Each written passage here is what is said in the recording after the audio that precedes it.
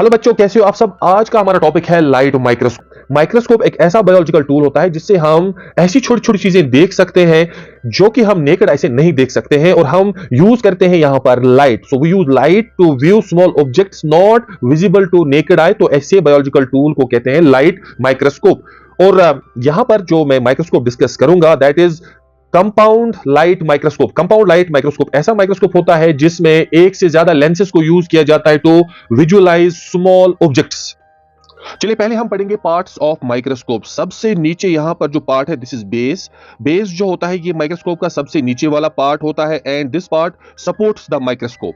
अब इस बेस के ऊपर आप देखिए यहां पर दिस इज इल्यूमिनेटर। यहां से लाइट प्रोड्यूस होती है जिसको कलेक्ट करता है एक lens that is called as condenser. Condenser जो है वो लाइट को कलेक्ट करता है from the illuminator and then focuses on the object जो कि स्लाइड पर होता है on this part called as stage. Slide को एक जगह रखने के लिए इस स्टेज में लगे होते हैं स्टेज क्लिप्स। ऑब्जेक्ट पर फोकस करने के लिए there are coarse focus and fine focus. ये नॉब लाइक स्ट्रक्चर्स होते हैं जिनको आगे पीछे किया जाता है to focus on the object. पहले कोर्स फोकस को आगे पीछे किया जाता है to focus on the object, और फिर फाइन डिटेल्स पढ़ने के लिए फाइन फोकस को आगे पीछे किया जाता है।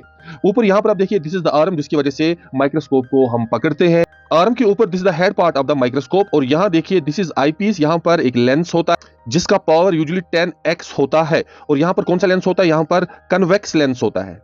इस ट्यूब के नीचे यहां पर रिवॉल्विंग नोज पीस होता है। This part is nose piece, और इस नोज पीस पे लगे होते हैं objective lenses of different powers.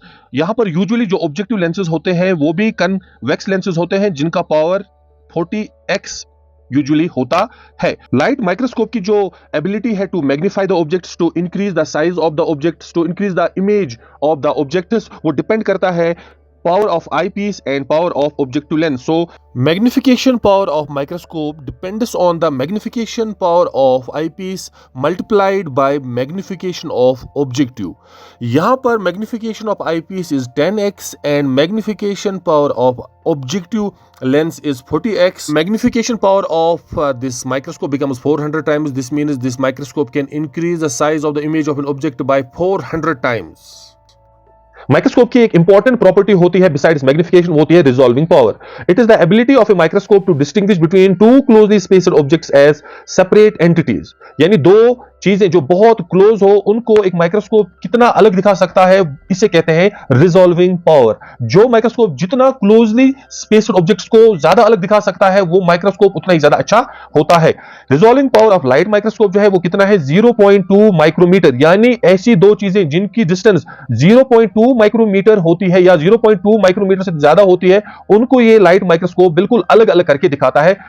हमारी आंखें जो है इन दो चीजों को जिनकी डिस्टेंस 0.2 माइक्रोमीटर होती है उनको ये एक ही चीज, लेकिन लाइट माइक्रोस्कोप से ये चीजें जो है अलग अलग दिखती है। और आपको याद रखना है ऐसी दो चीजें जिनकी डिस्टेंस 0.2 से कम होती है वो लाइट माइक्रोस्कोप के नीचे भी एक ही दिखेंगी, क्योंकि लाइट माइक्रोस्कोप जो है इसका रिजॉल्विंग पावर जो है वो इतना ही है, 0.2 माइक्रोमीटर। यहां पर हम आंख से एक चीज देख रहे हैं, हमें एक ही लग रही है, लेकिन जो हम इसको लाइट माइक्रोस्कोप से देखते हैं ये हमें दो चीजें दिखती है, because light microscope has higher resolving power as compared to human eye का resolving power कितना है, that is 0.1 मिलीमीटर। यानी दो चीजें जिनके बीच की डिस्टेंस 0.1 मिलीमीटर है या इससे ज्यादा है हमारी आंखें उसको अलग अलग देख सकती है, लेकिन ऐसी दो चीजें जिनकी डिस्टेंस 0.1 मिलीमीटर से कम होती है हमारी आंखों को वो सिर्फ एक चीज दिखती है, एक डॉट दिखता है।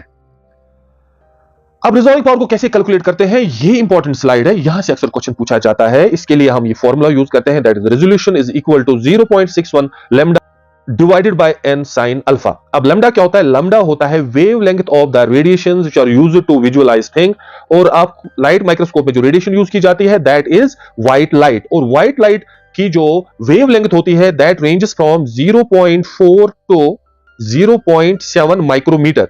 So on an average, wavelength of white light is taken to be 0.5 micrometre. यह आपको याद रखना चाहिए, जितना रेजोल्यूशन का वैल्यू यहां पर कम आएगा उतना ही रिजॉल्विंग पावर माइक्रोस्कोप का ज्यादा होता है। मैं अभी आपको यह चीज समझाऊंगा। तो लैम्डा यहां पर आप देखिए, लैम्डा और रेजोल्यूशन का डायरेक्ट रिलेशन है। जितनी कम वेवलेंथ होगी किसी रेडिएशन की which is being used to see the object, उतना ही रेजोल्यूशन कम होगा और उतना ही रिजॉल्विंग पावर जो है वो माइक्रोस्कोप का ज्यादा होगा।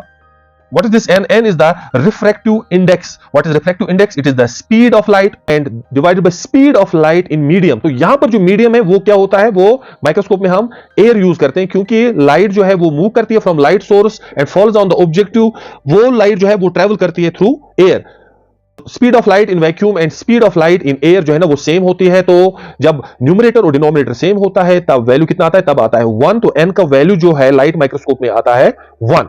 सो एयर में n का वैल्यू आता है 1, सो इसका वैल्यू यहां पर 1 आएगा। Then is sine alpha. ये अल्फा क्या होता है, यहां पर आप देखिए, दिस इज द स्पेसिमेन जिसपे लाइट पड़ रही है, ठीक। यहां से जो लाइट निकलेगी that will be collected by this objective lens which is close to the object जो हम देख रहे हैं। अब ये लाइट जो है ये कून बनाती है, ये कून बनाती है, और यहां पर इस कून का जो मिडल होता है, यहां पर जो एंगल होता है, this angle is called as alpha, और इसका वैल्यू कितना होता है, ये होता है 90।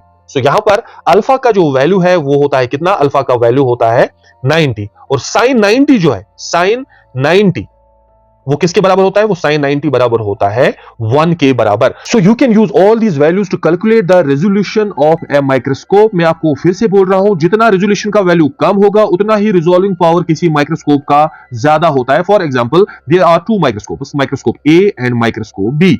ए का जो रेजोल्यूशन है सपोज इट इज 0.2, बी का रेजोल्यूशन जो है दैट इज 0.3। इसका क्या मतलब, इसका मतलब यह हुआ कि दो ऐसी चीजें जिनकी डिस्टेंस 0.2 माइक्रोमीटर है, ए माइक्रोस्कोप उनको अलग अलग करके दिखा सकता है, और बी माइक्रोस्कोप सिर्फ उन चीजों को अलग अलग करके दिखा सकता है जिनकी डिस्टेंस 0.3 या उससे ज्यादा होती है।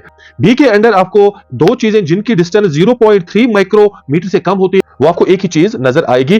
तो ऐसे हम सेल का या सबस्टेंस का स्ट्रक्चर ज्यादा डिटेल्स में पढ़ सकते हैं, क्योंकि इसका रेजोल्यूशन कम है इसलिए इसका रिजॉल्विंग पावर ज्यादा है। ये ऐसी चीजों को अलग अलग करके दिखा सकता है जो कि बहुत ही क्लोजली स्पेस्ड होते हैं as compare to microscope B. So this is all about light microscope.